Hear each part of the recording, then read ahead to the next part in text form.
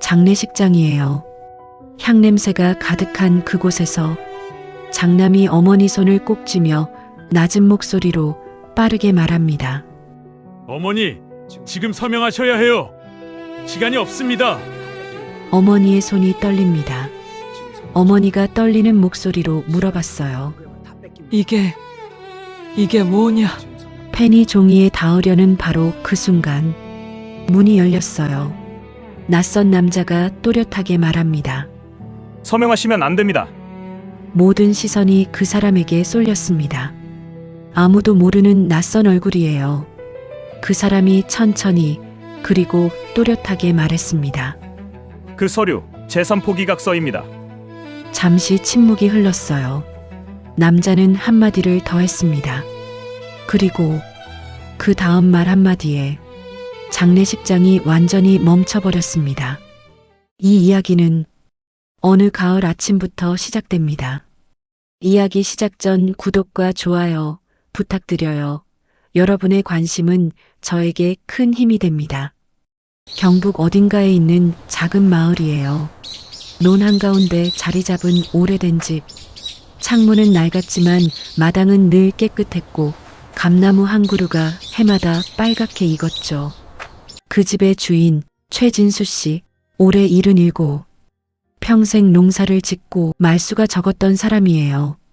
자식들에게 늘 이런 말을 했답니다. 가족은 끝까지 남는 거다. 그 말이 참 이상했어요. 끝까지 남는다는 말. 가족한테 왜 그런 말을 할까요? 당연히 끝까지 있는 게 가족 아닌가요? 그런데 지금 돌이켜보면 그 말 안에 이미 모든 게 들어 있었습니다. 최진수 씨가 쓰러진 건 지난 여름이었어요. 당뇨 합병증으로 한 달 넘게 병원에 계셨습니다. 자녀는 셋이에요. 장남 진혁 씨는 서울에서 건설 회사를 운영하고 차남 진우 씨는 부산에서 살고 막내 진아 씨는 시집을 간 뒤로 연락이 드문드문이었죠. 병원에 자주 온 건 장남 진혁 씨였습니다. 처음엔 정말 지극정성이었어요. 매일 병문안을 오고 의사 선생님과 직접 상담하고 병실에서 밤을 새운 날도 있었으니까요. 그런데 어느 날부터였을까요? 장남 진혁 씨 옆에는 항상 며느리가 따라다녔어요.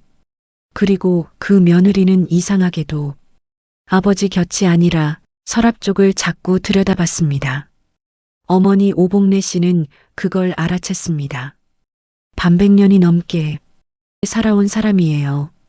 눈치가 없을 리가 없죠. 그런데도 어머니는 아무 말도 안 하셨어요. 그냥 조용히 참으셨습니다.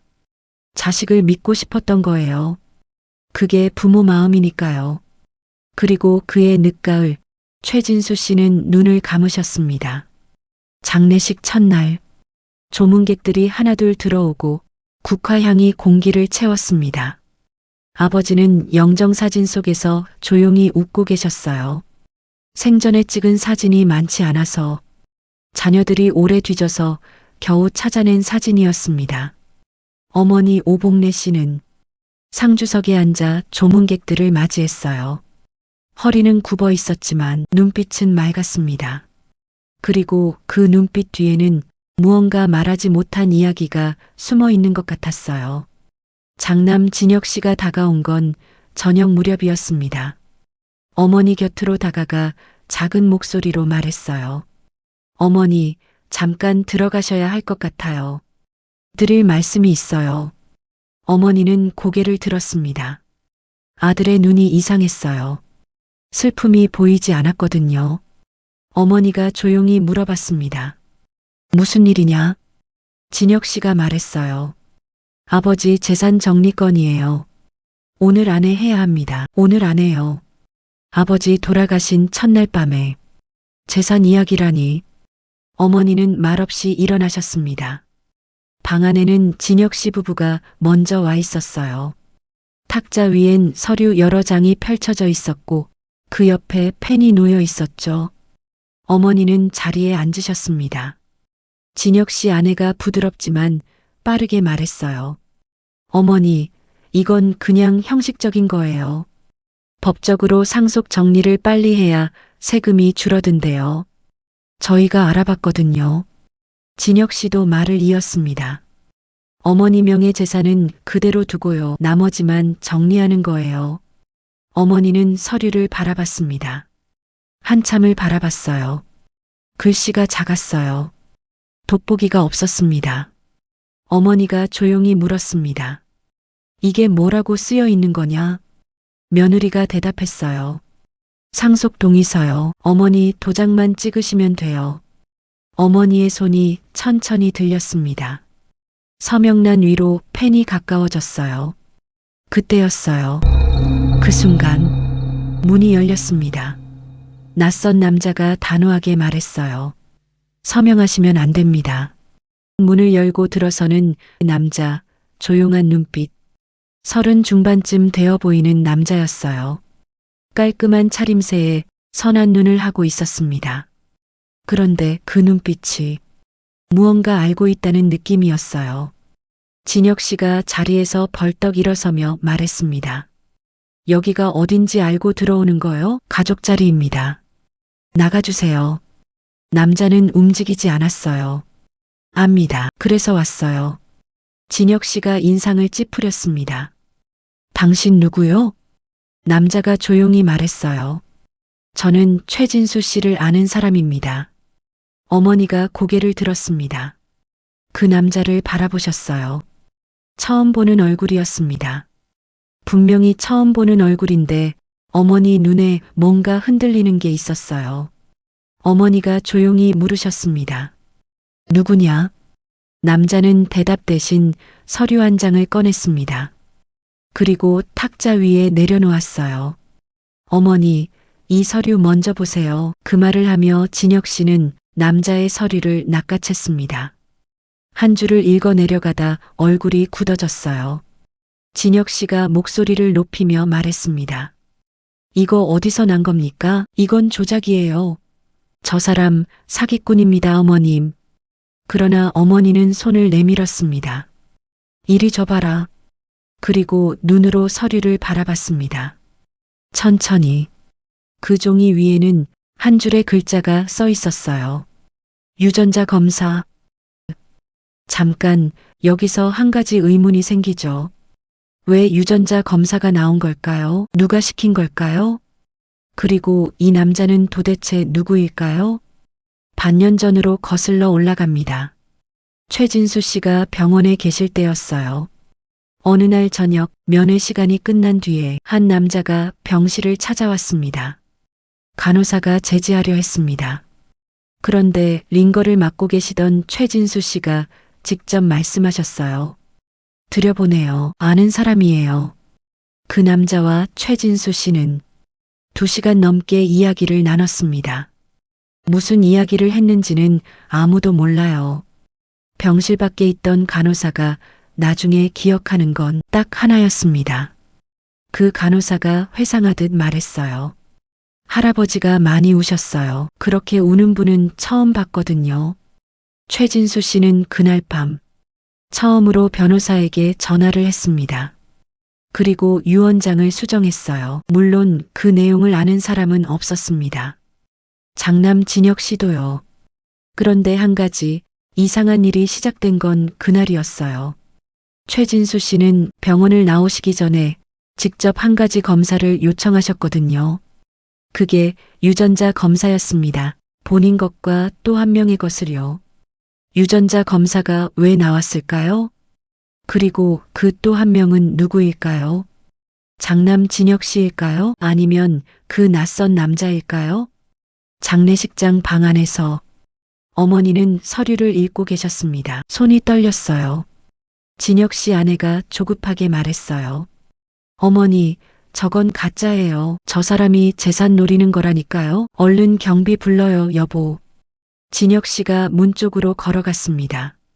그런데 그때 그 남자가 말했어요. 담담하고 조용한 목소리였습니다. 저도 고인의 친자가 아닙니다. 갑자기 나타난 남자는 또 누구일까요? 그 남자, 이름은 한석진이에요. 지금은 43, 21살 때까지는 고아였습니다. 부모를 어린 때 여의고 이 집 저 집 떠돌며 세상을 혼자 헤쳐왔어요. 그러다 21살 가을 어느 마을 어귀에서 쓰러졌습니다. 제대로 먹지를 못해 탈수 증세를 일으킨 거였어요.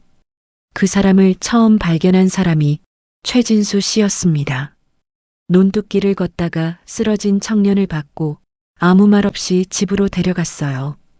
밥 한 끼를 먹이고 따뜻하게 재웠습니다. 한 이틀 정도만 지나면 괜찮을 거라 생각했는데 어린 석진을 바라보며 최진수 씨가 물었어요. 어디 갈 데는 있느냐? 석진은 아무 말 없이 고개만 숙였어요. 그 모습을 바라보던 최진수 씨는 그럼 여기에 있거라. 그게 다였습니다. 긴 말도 없었어요.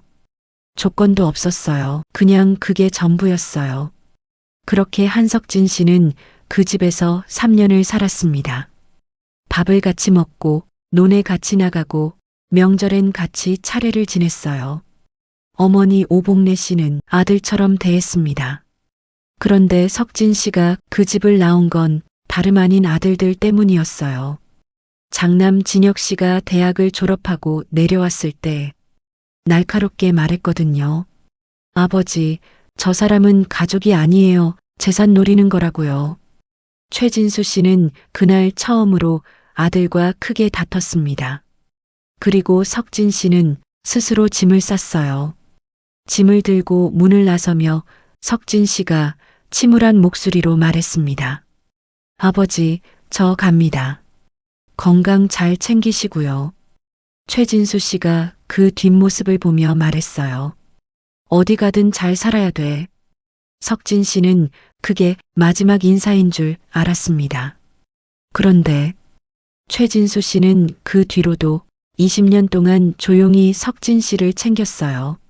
매달 통장에 일정하게 돈이 들어왔습니다. 이름은 없었어요. 석진 씨는 알았어요. 누가 보내는지 알 수 있었어요. 하지만 한 번도 묻지 않았습니다. 그리고 반년 전 최진수 씨가 병원에 계시다는 소식을 들었을 때 석진 씨는 처음으로 찾아갔습니다. 20년 만에요. 2시간 넘는 대화에서 최진수 씨는 석진 씨에게 많은 걸 말했습니다. 아들들 이야기도요. 진혁 씨가 사업에 어려움이 있다는 것. 그래서 재산을 노리고 있다는 것. 어머니를 어떻게 구슬릴 것 같다는 것. 병상에 누운 채로 최진수 씨가 조용히 말했어요. 나 가고 나면 내 어머니한테 무슨 짓을 할지 몰라. 석진 씨는 아무 말도 못했습니다. 그러자 최진수 씨가 말했어요. 지켜줘. 석진 씨가 놀라서 물었어요. 제가요? 너밖에 없다. 석진 씨는 그날 밤 엉엉 울었습니다. 20년을 그리워했던 아버지가 여전히 자신을 생각하고 있었다는 게 가족이라고 불러준 것도 아닌데 그 이상으로 대해왔다는 게 너무 가슴이 아팠거든요. 그렇게 석진 씨는 아버지를 다시 만나게 된 거였어요. 그리고 장례식에 와서 어머니가 서류에 서명을 하는 순간 나타난 거죠. 석진 씨가 본인도 아버지의 친자가 아닙니다. 이 말에 큰아들 진혁 씨가 경비를 부르려 나가다 발걸음이 멈췄습니다. 방 안이 조용해졌어요. 너무 조용해서 바깥 장례식장의 울음소리가 들릴 정도였습니다. 진혁 씨가 돌아서며 물었습니다. 목소리가 조금 갈라지면서 무슨 소리를 하는 겁니까? 남자는 서류를 다시 내밀었어요. 이번엔 2장이었습니다. 한 장은 저예요. 그리고 다른 한 장은 진혁 씨 것이에요. 진혁 씨가 서류를 낚아챘습니다. 한 줄, 2줄. 얼굴이 하얗게 질렸어요. 잠깐 여기서 설명이 필요해요. 유전자 검사는 부모와 자식 사이에 혈연 관계가 있는지 과학적으로 확인하는 검사예요. 정확도가 99.9%랍니다. 그러니까 결과가 나왔다는 건 의심의 여지가 없다는 거예요. 그 서류에는 진혁 씨 이름과 최진수 씨 이름이 나란히 적혀 있었습니다.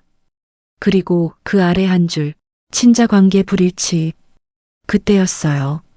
모두의 시선이 진혁 씨에게 쏠려 있는데 어머니가 움직이지 않으셨습니다. 놀라지도 않으셨어요. 그냥 눈을 감으셨어요. 그 모습을 본 석진 씨가 조용히 말했어요. 어머니는 알고 계셨죠? 어머니가 대답하지 않으셨습니다. 그 침묵이 대답이었어요. 오래전 이야기입니다. 어머니 오복래 씨가 25이던 시절이에요. 그때는 가난했고 선택지가 많지 않았고 여자 혼자 버티기엔 세상이 너무 좁았던 시절이에요. 어머니는 결혼 전에 짧은 인연이 있었습니다. 사랑이었는지 상처였는지 그건 어머니만 아는 일이에요. 그리고 진혁 씨가 태어났습니다.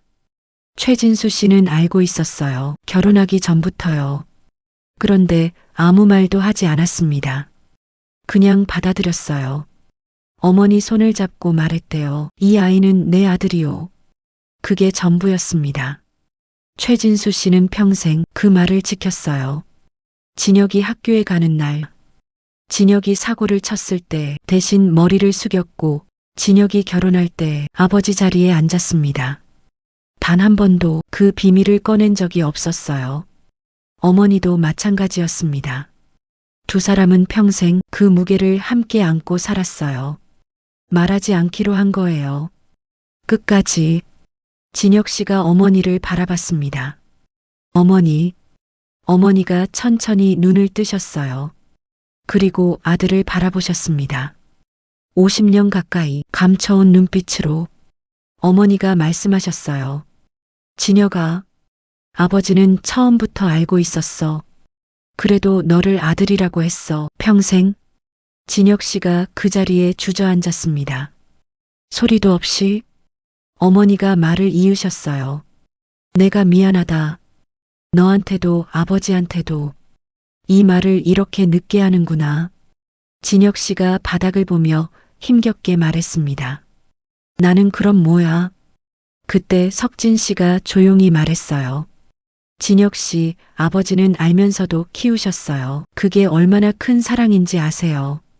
진혁 씨가 고개를 들지 못했습니다. 눈물이 나오지 않는 사람이 눈물보다 더 깊은 곳에서 무너지는 표정이었어요. 석진 씨가 조용히 말했습니다. 아버지가 선택하신 아들이에요. 피가 아니라 마음으로요. 진혁 씨는 고개를 들지 못했습니다. 여러분, 생각해 보세요. 최진수 씨는 평생 알고 있었습니다. 그런데 단 한 번도 그 사실을 꺼내지 않았어요. 화가 났을 때도, 섭섭했을 때도, 진혁 씨와 크게 다퉜을 때도요. 그냥 아버지였습니다. 끝까지 최진수 씨가 평생 가족에게 하고 싶었던 말. 피로 묶인다고 가족이 아니야. 끝까지 남는 사람이 가족이야. 이제 그 말이 이해가 되는 것 같습니다. 아버지가 돌아가신 그날 장례식장에서 자신이 친아들이 아니라는 사실을 알게 된 진혁 씨의 마음이 어땠을까요? 여러분이 어느 날 갑자기 이런 걸 알게 됐다면 어떤 기분일까요? 평생 믿어온 게 흔들릴 때 사람은 어떻게 되는 걸까요? 진혁 씨는 무너졌어요. 재산 욕심으로 가득 찼던 사람이 그 한 장의 서류 앞에서 그냥 무너져 버렸습니다. 그게 어쩌면 더 진짜 모습이었을지도 몰라요. 최진수 씨가 남긴 녹음이 있었습니다. 석진 씨가 그 녹음기를 꺼냈어요. 장례식장 방안. 어머니와 장남 진혁 씨, 그리고 진혁 씨 아내가 있는 그 자리에서요. 재생 버튼을 눌렀습니다. 낡은 녹음기에서 아버지의 목소리가 흘러나왔어요. 다들 듣고 있으면 내가 죽은 거겠지. 하고 싶은 말이 있어. 이렇게 남기는 거야. 잠시 숨을 고르더니 말을 이었습니다. 피로 묶인다고 가족이 아니야. 끝까지 남는 사람이 가족이야. 잠시 침묵이 흘렀어요. 진혁아, 너는 내 핏줄은 아니야. 그런데 그게 문제가 아니야. 문제는 내가 그 마음을 잃어버렸다는 거야. 가족이 될 수 있는 마음. 또 침묵이 흘렀어요. 내 재산은 오복내, 당신 노후 자금 빼고 나머지는 석진이한테 남긴다. 그 아이가 진짜 가족이었거든. 끝까지 남아 있었으니까. 방 안이 조용했습니다. 아무도 말이 없었어요. 너무 조용해서 숨소리마저 들릴 것 같았습니다. 진혁 씨는 온몸에서 힘이 빠져나가는 듯 했어요. 그리고 바닥을 보며 힘겹게 말했습니다. 나는 그럼 뭐였어? 석진 씨는 한참을 진혁을 바라봤습니다. 그리고 천천히 말했어요. 기회였습니다. 진혁 씨가 고개를 들었어요. 석진 씨가 말을 이었습니다. 가족이 될 수 있는 기회요. 저도 가족이 되고 싶었습니다. 그런데 저는 그 기회를 쫓겨났고 진혁 씨는 그 기회를 버린 거잖아요. 진혁 씨가 고개를 숙였습니다. 소리 없이 그냥 조용히 어머니가 그 모습을 보셨습니다. 울음을 터뜨리며 말씀하셨어요. 우린 몰랐다. 아버지가 그렇게 생각하고 있었는지, 우리가 그렇게 놓쳐버린 건지. 석진 씨가 어머니 손을 잡았어요. 두 손으로. 그리고 조용히 말했습니다. 어머니, 저 왔잖아요. 그 한마디에 어머니가 장례식 내내 참고 있던 울음을 터뜨렸습니다. 장례식은 끝났습니다. 사람들은 각자 돌아갔어요. 그런데 아무도 서두르지 않았습니다. 뭔가 말하지 못한 것들이 공기 속에 떠돌고 있었거든요. 석진 씨는 그날 밤 마당에 혼자 서 있었습니다. 감나무 아래서 하늘을 올려다보며 혼잣말처럼 말했어요. 아버지, 저 왔습니다. 진혁 씨는 다음 날 아침 석진 씨를 찾아왔습니다. 뭔가 말하려다 한참을 망설이더니 힘겹게 그러나 진심을 담아 말했어요. 미안합니다. 당신한테, 아버지한테. 석진 씨는 대답 대신 고개를 한번 끄덕였습니다. 그게 전부였어요. 짧았지만 그게 더 많은 걸 담고 있었습니다. 저는 이 이야기를 접하면서 오래 생각했습니다. 가족이 뭔가에 대해서요. 피를 나눈다는 게 뭔지, 그리고 끝까지 남는다는 게 무슨 뜻인지. 최진수 씨가 평생 했던 말, 가족은 끝까지 남는 거다. 그 말이 이제야 완전히 들려요. 이 말은 가족에게 경고하는 말이 아니었어요. 스스로를 향한 말이었던 거예요. 나는 끝까지 남겠다는 그 사람 옆에서요. 석진 씨는 지금도 그 마을에 삽니다. 어머니 오복래 씨 곁에서요. 매일 아침 밥을 지어드리고 장을 보러 가고 감나무 아래서 함께 앉아 있습니다. 혈연도 아니에요. 법적으로 묶인 것도 아니에요. 그냥 그렇게 살고 있어요. 그게 가족이에요. 진혁 씨는 가끔 내려온다고 합니다. 말은 없지만 밥은 같이 먹고 간대요. 아직 어색하다고요. 그래도 온다고요. 그것만으로도 충분한 시작이에요. 가만 보면 참 이상합니다. 사람은 피를 믿고 태어나지만 결국 남는 건 누가 끝까지 떠나지 않았는가입니다. 어떤 장례식은 사람을 보내는 자리가 아니라 사람을 가려내는 자리가 되기도 합니다. 그리고 그 자리에서 진짜 가족이 드러나기도 하죠. 가족은 태어나는 게 아니에요. 끝까지 남는 겁니다. 이 이야기 어떠셨나요? 마음에 걸리는 사람이 한 명쯤 생각나셨을 것 같아요. 가족이든 친구든 아니면 오랫동안 연락 못한 누군가든요. 저희 채널에는 이런 이야기들이 많이 있어요. 삶을 오래 사신 분들이 겪어오신 진짜 이야기들이요. 여러분, 구독, 좋아요 버튼 한번 눌러주시면 저에게 큰 힘이 된답니다. 다음 이야기도 함께해요. 오늘도 와주셔서 감사합니다.